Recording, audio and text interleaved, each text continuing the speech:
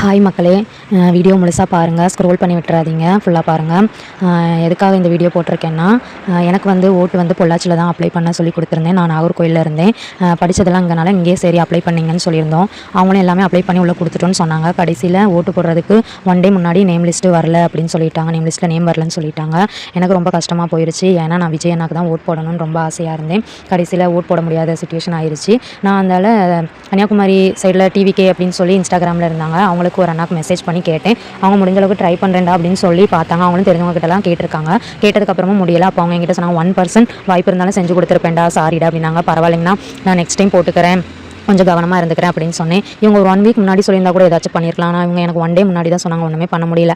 அதனால் நீங்களும் யாரும் ஓட்டு போடாமல் இருந்துடாதீங்க. எவ்வளோ தூரமாக இருந்தாலும் போய் ஓட்டு போட்டுருங்க. நேம் லிஸ்ட்டில் நேம் வந்து யாரும் ஓட்டு போட போகாமல் இருந்துடாதீங்க. கண்டிப்பாக போய் போடுங்க. இது நம்மளோட ஜனநாயக உரிமை. இது எனக்கு இந்த தடவை வாய்ப்பு கிடைக்கலன்னு நினைக்கும் போது ரொம்ப கஷ்டமாக இருக்குது. உண்மையிலே சொன்னால் ரொம்ப ரொம்ப மனசு வருத்தமாக இருக்குது. இவங்க சொன்னதுலேருந்து எனக்கு மனசே சரியில்லை. ஸோ எல்லோரும் கண்டிப்பாக போய் போட்டுருங்க மக்களே.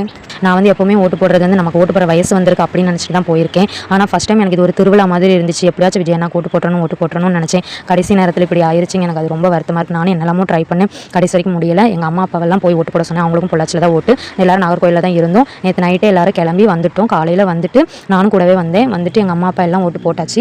போட்டுட்டு இப்போ நாங்கள் கிளம்பிட்டோம். நீங்களும் எல்லோரும் போடுங்க. யாருக்கெல்லாம் நேம் லிஸ்ட்டில் நேம் வரலையோ அவங்களும் கமெண்ட் பண்ணுங்கள். கண்டிப்பாக நம்ம விஜய் அண்ணா ஜெயிக்கணும். ஸோ எல்லோரும் மறக்காமல் போய் ஓட்டு போட்டுருங்க. யாரெல்லாம் விஜய் அண்ணாக்கு ஓட்டு போட்டிங்கன்னு சொல்லி கமெண்டில் சொல்லுங்கள். நன்றி மக்களே.